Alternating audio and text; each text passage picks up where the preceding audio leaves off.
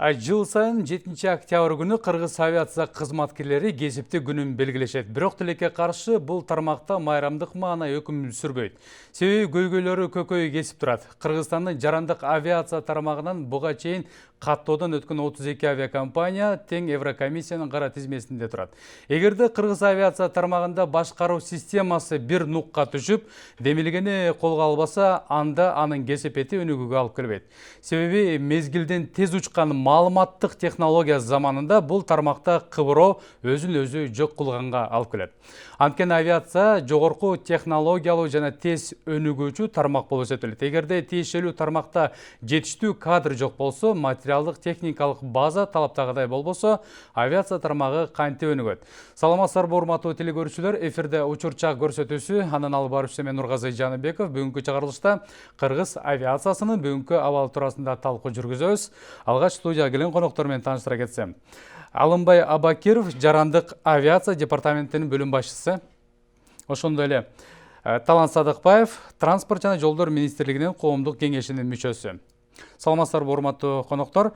Бүгүнкү талкуубузду мына ушул Кыргыз авиациясынын тармагынын бүгүнкү абалы туурасында кеп сөз кылмакчыбыз. Урматтуу телекөрүүчүлөр, эгерде сиздерде да бир кызыктуу суроолор болсо, түз эфирдин номери шаарыбыздын коду 0312 56 56 72 номерине өзүңүздүн ой пикириңизди калтырсаңыз болот, суроолоруңузду узартсаңыз болот, активдүү катышып берсеңиз дагы болот.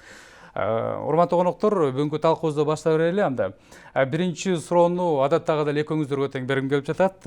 Бүгүнкү күндөгү Кыргыз авиациясынын абалы кандай деген суроо узатканыбызда, аны эми жаман дагы же жакшы дагы деп жооп берүү дагы кыйын да. Бүгүнкү абал негизинен эксперт катары мына көп жылдык эмгекти, өзүрлүү эмгектенген адис катары кандай баалайт элеңиздер?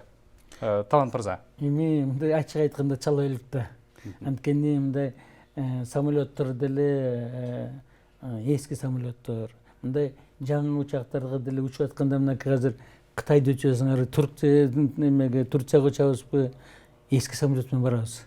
Кээде уяласың да. Ошон үчүн болсо, эмне үчүн ошо Кытайдан болсо же андан ары кеткенде даже внутренний рейске эметсең жакшы самолетке отурасың. Турциядан болсо башка мөлкөлөргө учсаң деле жакшы чоң самолет менен учабыз.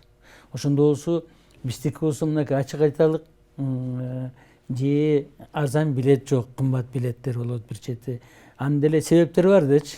Анан бирок ошо биздин деле өкмөттүн талабы күчтүү болуш керек. Ошол жака болсо кандай эмелерди керебиз, ачык асман дейбиз, тиги дейбиз, бу дейбиз. Эми ошолорго шарт түспөсө, бизге эч качан болсо мындай жакшы учак учпайт. Анткени болсо ошол эле керосинди болсо, качественный керосин алып келип, арзан баада эметсе, анда ар жактан бер жака учкандар атайын ошо заправкалан да конот керек болсо. Анан ошол грузовой обслуживание дейт, пассажирский обслуживание дейт, алардын да деңгээли чоң болуш керек да. Ошонун потокторун өткөрүш керек. Ошол эле мынакей взлетно-посадочный полоса болгон, анын узундугу, анан жоктон резервный экинчи полосасы болуш керек да. Бир полосада бирдеме болуп атса, экинчи жагынан коно бергенде болуш керек. Андан болсо автоматизация жанагы системалардын болсо бүт коопсуздукту жеткире турган эмелердин баары тең болуш керек да. Ошонун баары тең комплекс болгондо, ошондо бизге болсо самолеттор да көп учат, ошондо болсо конгондо коопсуздугу жакшы болот. Ошол бүт баары тең чечилиш керек да. Чоң рахмат. Алмай мырза, сиздин көз карашыңыз боюнча бүгүнкү күндөгү Кыргызстандагы авиациянын абалы? Эми бүгүнкү Кыргызстанда авиакомпаниялардын абалы чын айтканда өтө жакшы эмес. Эмне үчүн дегенде, могу пандемия COVID-19 болуп, ушу 20 марттан бери сразу чек аралардын баары жабылып, учактар учпай калып, где-то бир июнга чейин биздин учактар анда-санда жанакы ковид байланыштуу чартерный рейс жасап, анча-мынча жанакы тесттерди алып келген болчу. Бирок ага карабай баары бир учак, самолеттор биздин жараныбыз учкан эмес. Июндан баштап ички каттан башталган. Ошко бир рейс баштап, бир жумадан кийин 2 рейс жасап күнүнө. Где-то ушу августтан баштап уже 3 рейске жасап аткан. Азыр бүгүнкү күндө ушу ички катламда 3-4 рейс күнүнө жасайт ош жака. Бир рейс Жалал Абадка жасайт, бир рейс Баткенге. Бул азыр мындайын айтканда аз. Эмне үчүн дегенде ушу пандемияга чейин мурун биздин ички катламы ушу Баткенге 4 рейс жасачы. Исфанага 2 рейс жасачы. Жалал Абадка 3 рейс. Ошко 5-6 рейс күндө жасачы. Ошон үчүн, конечно, бүгүн биздин авиакомпаниялар аябай мындай каражаты аз болуп атат. Эмне үчүн дегенде учпайт. Эл аралык рейстер дагы аз. Мына ушу жакында эле сентябрда биз 32 мамлекетке биздин чек араны ачып бердик.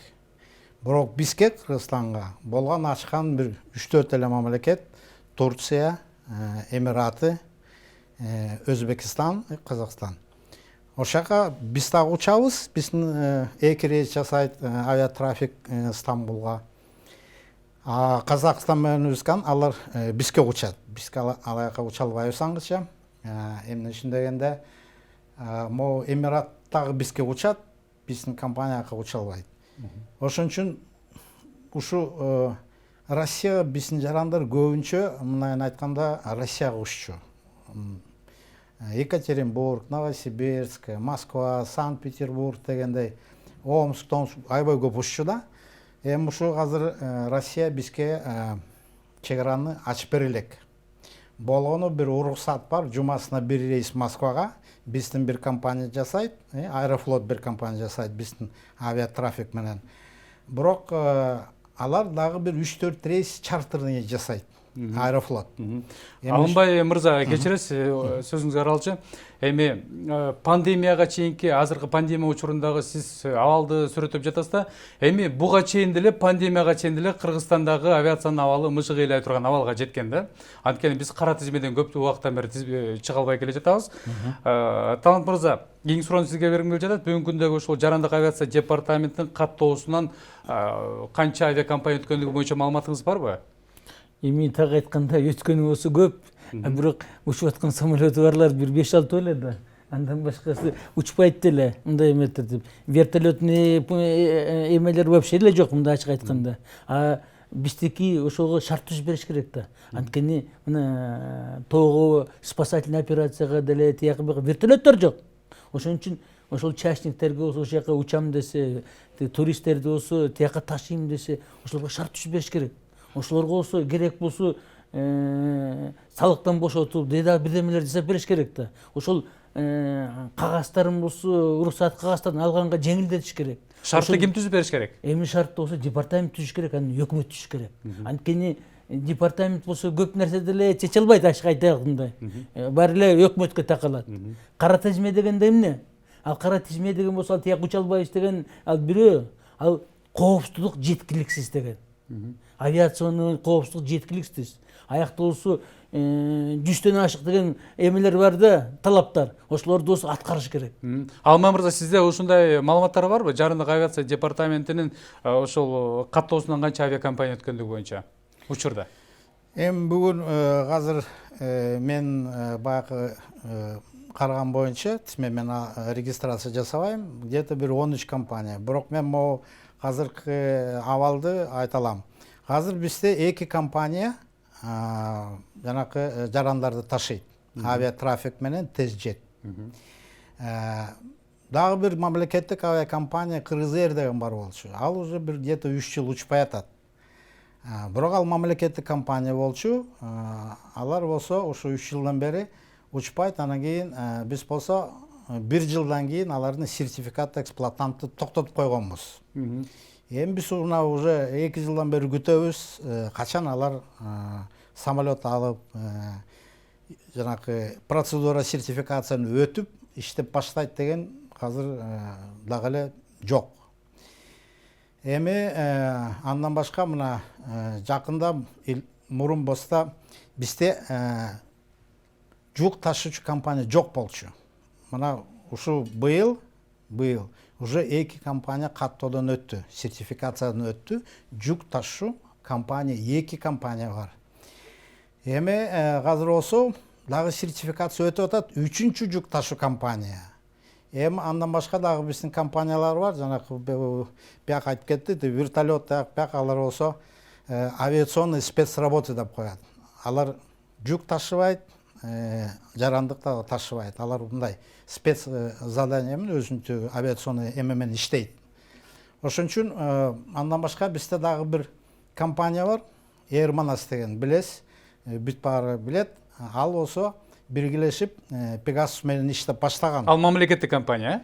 Жок, ал болсо частный, бирок тиги Pegasus деген компания менен биргелешип совместный мындай компания жасап, где-то бир 3-4-5 жыл жакшы эле иштеген.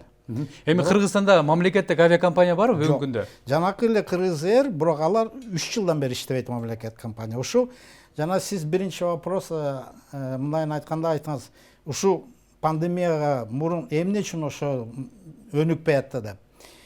Бир жагынан чын айтканда мен мындай уже 20 жыл ашык ошол жерде иштейм. Эгемендикке болгон 30 жыл болду Кыргызстан. Ушу 30 жылдын ичинен өкмөт, мамлекет ушу көңүл бурган жок да, ушу авиация, жарандык авиация жактуу өстү. Чын айтканда белки каражат жөнүндө даже сөз жок. Бир тыйын берген жок ушу. Башка кошуна мамлекеттерде даже мына Россияны алык, жыл сайын бюджеттен даже ушундай чоң авиакомпания Аэрофлотко анча-мынча акча бөлүп берет. Мындай жанакы особенно азыр болсо пандемия андан бетер берип атат алар. Эми аларда андай шарты бар, биз эле түшүнүп атабыз. Биздин андай шарт жок Кыргызстанда. Бирок ушу өнүктүрүш үчүн ушу пандемия мен ойлойм ушу биздин өкмөт, мамлекет ушу жактуу көздөй мындай жакшы караса, мындайын айтканда алар деле мындайын ойлоп атам, биз болсо көп эле жасабыз. Биздин депутаттар бүт баары билет биздин акыбалыбызды. Биздин өкмөт билет. Бирок ошо же алар вакыт жокпу, ушундай жакшы бир караганга алар задание берет. Мындайын айтканда өкмөт министерство берет задание, министерство бизге задание берет. А биз болсо авиакомпания менен, аэропорт менен, аэронавигация менен иштеп кандай? Бирок бизде чын айтканда биз мамлекеттик органбыз. Бизде каражат жок. Биз өзүбүз жанакы бюджетте отурабыз. Чоң рахмат, Алмай мырза. Эми бул жерде азыр айтып жатпайсызбы? Өкмөт тиешелүү түрдө авиация тармагына көңүл бурбай жатат. Эми буга чейинки деле өкмөт, буга чейинки деле бийлик башында турган атка минерлер авиация тармагына гана эмес, бул биз көптөгөн көйгөйлүү маселелерди көтөрүп келебиз. Медицина тармагына ошол эле учурда билим берүү тармагына бүт эле тармактарга көңүл бурбайт да. Эми бүгүнкү темабыз авиация тармагы болгону байланыштуу мен баса белгилеп кете турган нерсе, мына жогоруда сөз кылып өттүм, 32 авиакомпания тең Еврокомиссиянын кара тизмесинде турат. Ошол эле учурда кара тизмеге кирип калганда башкы себептердин бирден бир себеби бул адистердин айтымында өз өлкөсүнөн каттоодон өтө албаган айрым авиакомпаниялар биздин Кыргызстанга келип ошол каттоодон өтүп жүргөн экен. Буга көз карашыңыздар кандай? Эми мындай көз караш туура эмес деп ойлойм. Анткени биздин сырттан келип регистрациялуу иштеп калган компания болсо кудай жалгасын эле. Биздикиси мындай ачык айтканда самолеттору жок. Уруксат кагазын болсо тигиндей мындай чуркап балким алышат, а бирок жакшы самолеттор жок. Аренда деп бизге болсо бергенде самолетторду арендага бергенде деле кымбат кылып берет. Анткени болсо биздики болсо безопасность не обеспечена дейт. Жана кара тизмеге кирген үчүн биздики болсо арендный платасын болсо көбөйтүп коет. Силер болсо коопсуздук жакшы эмете албайсыңар, убагында карай албайсыңар. Силердики болсо ал коопсуздук кара тизме деген эмне? Аэропорту кандай даяр, департаменттин болсо сотрудниктери кандай даярданган, ошолорду болсо ушундай самолетту карай турган специалисттери барбы, алардын айлыгы ошол деңгээлге жеткиликтүүбү, же чалап эле бирдеме метр эле акчага кызылып туруп болсо кол коюп корой турган нерсеби деп. Ал көп ушундай майда эле көп нерселерди эметет. Аэропорттордун болсо безопасность облёттор барбы, анын баары тең кандай болгон, самолеттордун болсо канча жылдык эмеси мөөнөтү, ремонтный база барбы, тигиниси барбы, мунусу барбы, каяктан өтөт деп ошон комплекс да. Ошону болсо жеткиликтүү кыла албай атат деп турупчу. Мына буларды осы кара тизмеден чыгарганга специалисттер келет. Жана консультанттар келип текшеришет.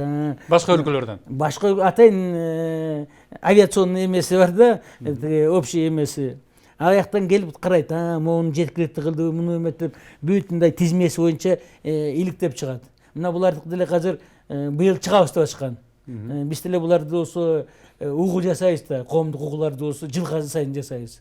Буларды деле быйыл чыгабыз, анткени мына сүйлөштүк, келиш керек, тибиш керек деп, анан коронавирус болуп калып эле, келбей калды деп токтоп калды. Биз болсо мына чыкканга тиги закондорду тууралаштык, анткени закондор, подзаконный акт, авиационный кодекс бүт баарын болсо карайт да. Ошол деңгээлге жеткиликтүү болду. Ошол самолетторду карап, тиги ошо коопсуздук караганга, ошол законунан өйдө бүт баарын карап чыгат да. Ошол жеткиликтүү болсо, ошол болуптур, булар жарайт экен деп туруп, ошого болсо макулдук берет, кара тизмеден чыгарат. Ал кара тизме эртең эле биз тияка Европага бара албайбыз. Кара тизме ал деле биздин болсо ушул ичкиликтүү авиацияны караган деңгээли жакшы деген, уже жеткиликтүү дегенге жетет да. Азырынча биздики мындай ачык айтканда коопсуздугу жок болуп атат деген сөз. Башкы себеби ошол коопсуздук жок. Коопсуздук жок. Анткени болсо балким болсо тиги жанагы специалисттер жок, дагы бирдемер жок. Анткени специалист окутуш дагы аябай кымбат. Биздики өзү школа эмес жок да, мындай арзаныраак окута турган. Эми Алымбай мырза айтсаңыз, негизи эле азыр жогоруда баса берилип кеткендей, ИКАО мисалы үчүн кара тизмеден чыгыш үчүн жыл сайын келишеби? Ошол ИКАОдон келген ошол кызматкерлер башкы себеп, кара тизмеден чыгуунун башкы себеби силер мондай кылышыңар, тигиндей кылышыңар керек деген себептердин бири, эң башкы себеби эмнеде деп айтылат? Эмнеден айрылышыңар керек дейт? Эми жана башынан баштайын, биякта туура айтып кеттиз, сиз да айтып кетиңиз. Жанакы 32 компания деген ал 2006 жылы болгондо, ошондо 32 компания болуп, көбүнчө компания Эмиратта иштечи да. Эми кара тизмеге киргенден кийин ошо компаниялардын бүт баарын биз каттоодон чыгарып салганбыз. Ошондо бизде где-то бир 10 эле компания калган, өзүбүздүн компания бир жерде Кыргызстанда иштеп аткан, жанакы авиационный спецработа, анан кийин жана пассажирский каттам боюнча, анан кийин мына дагы кичине көбөйүп кетти, айтып атпаймынбы, жанакындай жүк ташуу компаниялар, и уже 2 компания быйыл эле болду. Мына 3-чү компания болот. Алар только жүк ташыйт. Бирок эмне үчүн ушул пандемия моментте пассажирлар көп ташый албай үчүн жүктөр көбөйүп кетиптир да. Ошон үчүн алар ачып атат, мына бизнесмендер, алар менчик компаниялар. Эми жанакы сиз айтып атасыз, ИКАО ал болсо эл аралык жарандык гражданская авиация, ушу бияка айтып кеткен авиацияны жанакы закон, подзаконный акт деп атпайбы? Ошонун баары ошолор стандарты менен рекомендуемый практика деп коет. Ошону алар жыл сайын алар ошону бүт баарын чыгарып, баардык өлкөлөргө жөнөтөт. Анан биз болсо ошонун баарын бияка өзүбүздүн тиги жана закондорго киргизиш керекпиз. Мыйзам кылып, ошону проект жасап, ошолорду киргизип, биздин жанакы закондорго ичине киргизип, министерство аркылуу, өкмөт аркылуу. Эми ал бир жагы, ал мындай айтканда нормативный правовой акт, алар 3 жылда, 4 жылда бияка аудит жөнөтөт ИКАОдан. 3-4 инспекторлор ошо аудит ИКАОда иштеген, Канададан келип биздин документация ар бир жерден карап чыгат. Анан алар процент чыгарат. Эми бул где-то бир 2011 жылы аудит болгондо бизде, мен мындай итогун билем, биз 61% болчубуз, биздин ошо нормативный документтер авиация боюнча. Ушу баардык өлкөлөрдүн где-то бир 86 авиа ИКАОда бар. Ошо 100 авиакомпания, 100 өлкө 50% өйдө турат. Калган 80 ылдый. Ошо биз 100-тун ичине киребиз. Кирип атканбыз уже 11 жылы 61% менен. Жакында эле алар мына 2 жыл дагы экөө келип бизди текшерип, мына бул киши туура айтып койду, бүт жанакы эмен текшерип чыкты. Ошо текшерип чыгып, кайрабышынан пайыз канчага биз деңгээлге жеттик деп, азыр 72% болуп атат. Биз уже 100 өлкөнүн уже бир ортосуна жетип баратабыз дегендей. Бул болсо ал биздин тиги баягы айткан подзакон акттар биз жасап атабыз. Бирок бул мынайын айтканда нормативный документтер. Авиация болсо, алар болсо бул ошолун карап туруп иштейт, бирок авиация өзү өнүкпөй атат. Бияк туура айтып атат. Учактар жакшы учактар жок. Бирок ага карабай, жанагы эки биздин компания мынайын айтканда,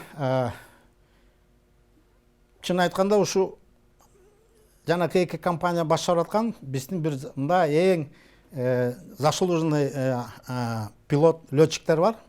Атын деле айтып коем, Аскаров. Ошо киши кармап атат ушу эки компания. Ушу компания болбосо биздин вообще авиация жок болмок. Ошон үчүн буларга аябай кыйын болуп атат, чын айтканда. Бул менчиктер. Алган каражаттар тапкан бүт баарын ушу компания жана самолеттордун тетиктерин сатып алып, налогду төлөп, жанакы летчиктер бар. Алар көбү учпайт. Алардын тиги эмесин кармаш керек, тренажерго жөнөтүш керек. Анын бүт баарын ал болсо акча, каражат керек. Ошон үчүн мен ойлоп атам, эми мурунтан эле сиз туура айтып аткансыз. Ушу мен ойлойм баары бир ушундан кийин ушу мамлекет, өкмөт көңүл бурса авиацияга. Мен ойлойм ушу аста жакшы эле эмне үчүн мына бир компанияда 4 Boeing бар, жана авиатрафик. 2 Airbus деген жакшы самолеттор. Бирөө правда учпайт, жанакы лётный годность деген түгөнүп калды. Аган үчүн каражат керек. Азыр алар иштебей атат. Каяктан табат ал каражат? 5 самолет мына уча турган. 3 самолет тест жет, аны ичке катламга. Байыны MD-80 деген 165 киши деген Ошко учуп атат. Жакшы чоң самолет. Анан 99 2 самолет бар. 99 пассажир ар бир самолетте аларда. Бирок каяка учат азыр? Чоң рахмат. Тагын бир айтсаңыз, мына Кыргыз авиация тармагынын кризиске кептелиши негизги себептердин бири эксперттердин айтымына караганда, акыркы 15 жылдан бери авиацияга тиешеси жок такыр башка адамдар, мисалы үчүн башка тармактагы адамдар башкарып келе жатат да. Эксперттердин айтымында тиешелүү ушул жогорку квалификациялуу адистердин жетишпей жаткандыгы бирден бир себеп. Сиздин көз карашыңыз боюнча кандай? Эми кыргыз бекер айтпайт да. Бүдөн эсейсе да казак жасайсың деп. Ошон үчүн болсо мынакей ошол база данных түзүш керек да. Биздики специалисттер канча? Биздики кээде мына булардын департаменти болобу, башка болобу, тиги парашютист деген болсо мындандай сөз жок болчу. Парашютист деген болсо келип эле конуп калат. Өкмөттө иштесе эле, зав. Отделов иштесе эле, министрде боло алат, департаментти башкарат, бүт баарын эметет. Андай болбойт да. Анткени специалист болсо баладай кичине кезинен баштап тапташ керек да. А таптабасаң эми ал билбейт да. Мынакей булардыкы деле эмне үчүн мен кээде сындайм, көп эле сындайм. Анткени мына азыр кандай жардам бериш өкмөт? Самолет сатып бериш керекпи? Мынакей азыр эле ошол эле Кыргыз Airге самолеттор сатып берели. 10 самолет сатып берели. Эртең эле жакшы иштеп кетеби? Ошонусу жакшы иштете алган кишилери барбы? Ошонусу учура турган кишилери барбы? Ошол болсо комплекс да. Ошон үчүн болсо даярдыгыбыз кандай ошого? Андан көрөчү могу иштеп аткандарга шарт түзүп бериш керек. Алар частныйлар болсо өз чөнтөгүнөн салып, өзү болсо таап алып атат. Ошон үчүн шарт түзүп бериш керек кандай? Ал ошол эмелерди алса, налоговый льгота берип, бирок билеттерди арзан кылса, налоговый льгота берип. Анткени биздин болсо авиация тармагында ойлош керек, бирок жалпы калкта да ойлош керек да. Эмне үчүн биз болсо булар жакшы жашасын деп туруп болсо тиги 10 эсе көбүрөөк төлөп туруп учуш керекпиз. Андай болбош керек. Ошон үчүн болсо ачык асман дегенде эмне үчүн айтылган? Ал болсо ошол жерге бизге болсо көбүрөөк учак келсин дегенде. Ошол болсо жүк ташыйбы, эл ташыйбы арзан болсун деп туруп. Ал арзандатып турган эмне? Бирден бир болсо жанагы авиационный керосин. Биз болсо Россия менен эметкенде дагы ошол жактан түстөн түз уже керосинди алып келип, анан ортодо болсо чөнтөгкө соккондор эле отуруп атышпайбы? Ошон үчүн болсо биржа болсо авиа керосина коюп ошол жакты болсо арзан кылып болсо керек болсо өкмөт өзү болсо ошону болсо кол астына алып туруп болсо керосин арзандатып туруп эметкенде бизге көп самолет келе баштайт. Булардын болсо жанагы учуп аткан частниктер деле ал керосин арзан болсо ошончолук болсо рентабельность көбөйөт да. Ошон үчүн болсо караш керек да. Эмне жагынан биз эметебиз? Мына ачык айтканда биздики жанагы учак учургандан анан жанагы обслуживающий персоналдын болсо айлыгы кичине болгон эле биз конкуренция болуп атабыз башка өлкөлөргө. А так керосин болсо арзандатып койсоң, андан эме болмокчу, беспричинный. Анан жанагы учактарды керекпи карап көрүш керек, кандай гарантия болот. Ошол болсо бизге болсо тияктан жанагы самолетторду болсо жаңы самолет бергенге эмне шарт түзүп бериш керек. Ошону караш керек. Ошондо жакшы болот. Чоң рахмат Талант мырза. Эми дайыма эле биз өзүбүздү башка мамлекеттер менен салыштырып, же болбосо башка өнүгүп жатканбы же кошуна мамлекеттерден бир үлгү алсак дагы жаман болбойт да. Белгилеп кетке турган нерсе, алыс кетпейли кошуна Өзбекстанды алалы. Өзбекстан Хава Юллары деген авиакомпания бар аларда.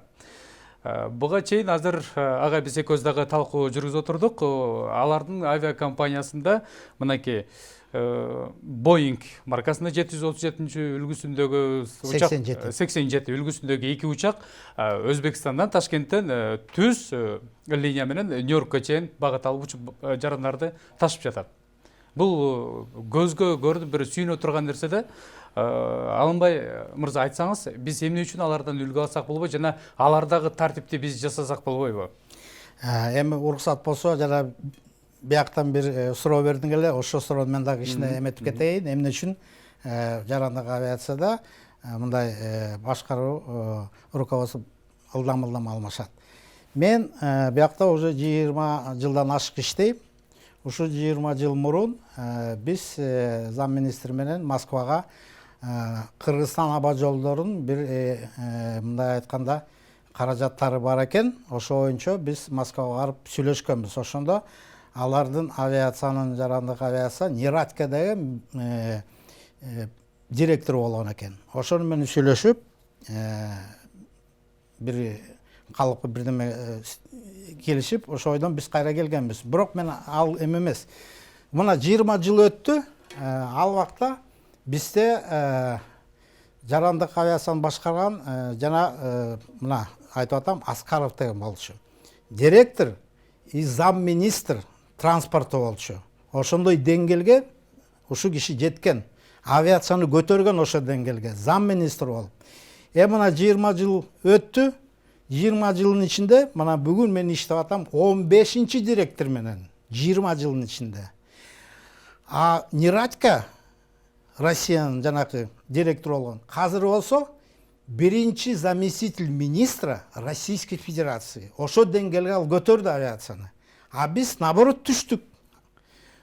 Бу ошо мына жанакы сиз айтып аткан эмне үчүн бу биз мен директорду назначать этпейм. Сиз дагы ошон үчүн бул сиздин вопросуңуз, наверное, өйдө жака өкмөткө же эмеге жөнөтүш керек. Эми кадр алмаштыруу учурдагы бир өзүнчө бизнесине айланып бараткандай эле. Туура.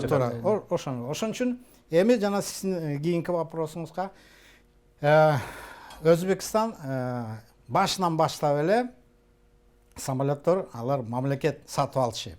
Аларды өзүнчө компания болгон эмес. Аэропорт, навигация и Узбек хавилары бир ушта болчу. Бизде дагы ошондой 99-жылга чейин бизде дагы аба жолдору, аэропорт, навигация бир болчу. Алар болсо мына былтырга чейин алар ушундай болду. Бирок азыр алар дагы уже бөлүнүп өзүнчө агентство болуп калды. Өзүнчө аэропорт, азыр өзүнчө авиакомпания болду. Алар дагы уже баягы современный өтүп атат. Бирок жанакы Dreamline деген алар уже 3-4 жыл мурун биринчи самолет алган. Азыр аларда уже, по-моему, 3 самолет бар. Dreamline, Boeing 787 деген Boeing. Алар ошо жана конвой где-то бир 10 000 километрде учат. Алар мурун болсо, мына 17 жылдан бери алар 17-жылдан баштап жылдын аягында алар түз уча баштады Dreamline. Мурун дагы уччу, бирок алар Ригага конуп, дагы башка европейский шаарга конуп уччу.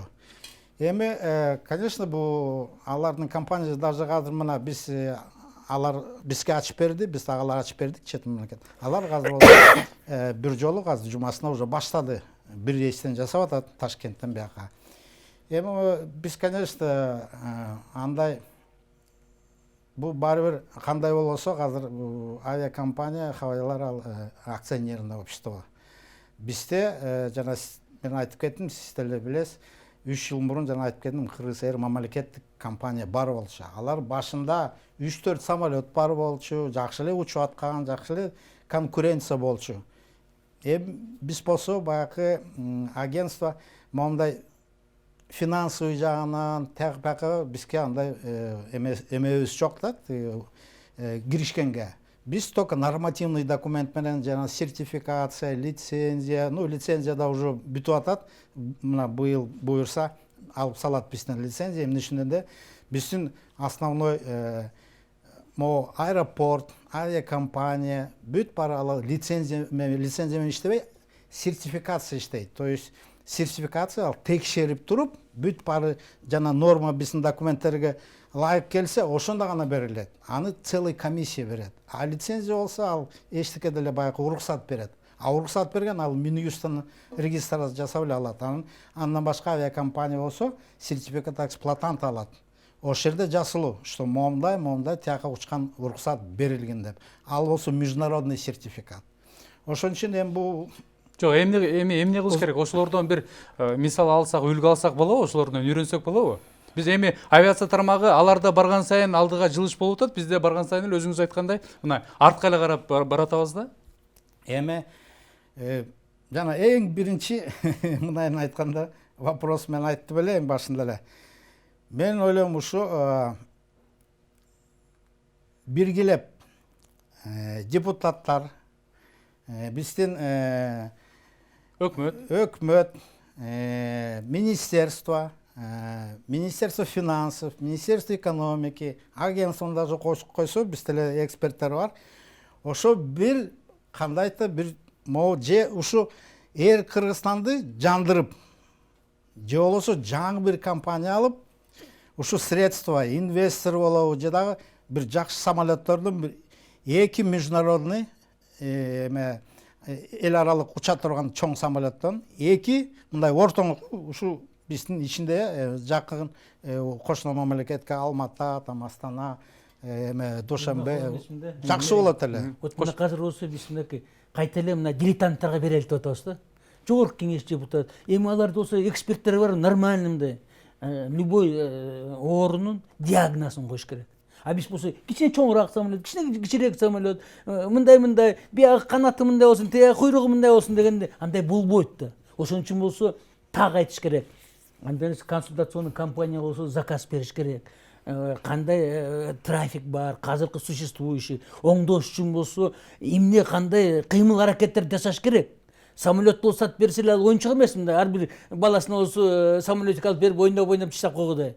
Ал болсо өкмөт эмес, ал болсо элдин каражаты кетип атат. Ошо элдин каражаты менен самолетик ойнотуп коебуз буларды. Ошон үчүн андай болбош керек. Ошон үчүн болсо анализ болмоюнча, ошонун баары тең болсо эметти, мына момундай эмет чыктык, момундай болсо маршруттарды ачса болот, тиякта болсо момунчадан болот, биякта момунчадан, мынча эл болсо биздики Турцияга учат, мынча эл болсо тияка учат, бияка учат. Ошон үчүн бияка мынча самолет керек момундай. Момундай самолеттер тигини менен сүйлөшсөк болот, ал мояк койгонго шарт түзүп берсек болот. А мынчасын болсо эч ким келбейт бияка, ошко учпайт, тияка бияка эметпейт. Ошон үчүн аяка барганга мынча киши барат экен, момундай баасы мынча болуш керек, момундай самолет сатып алып коюп коюш керек бизде. Ошондой кылыш керек да. Талант мырза, эми айта берсе негизинен эле арман көп. Негизинен Кыргыз авиация тармагында бүгүнкү күндө кардиналдуу бир реформага муктаж болуп турат. Мынакей биз кошуна өлкөлөрдү карап туруп эле алардан үлгү сабак алсак болот. Аларда барган сайын авиация тармагында өнүгүү жүрүп жатат. Бизде болсо кайра эле мынакей Эйр Манас деген көрүнүктүү авиакомпаниялар, мамлекеттик болбосо жеке компаниялар барган сайын эле жок болуп бара жатат. Бул дагы бир өзүнчө бир жарандык авиация тармагынын абалы начар дегендин белгиси да. Урматтуу телекөрүүчүлөр, сиздер Кыргыз авиация тармагынын бүгүнкү абалы туурасында талкуу жүргүздүк. Учурча көрсөтүүсүн көрдүңүздөр. Урматтуу коноктор, студияга келип, ушу маек куруп бергениңиздер үчүн сиздерге чоң ыраазычылык билдиребиз. Буюрса авиация тармагы өнүгөт деген ишеничтебиз. Кайрадан эфир аркылуу көрүшкөнгө чейин сак саламатта калыңыздар.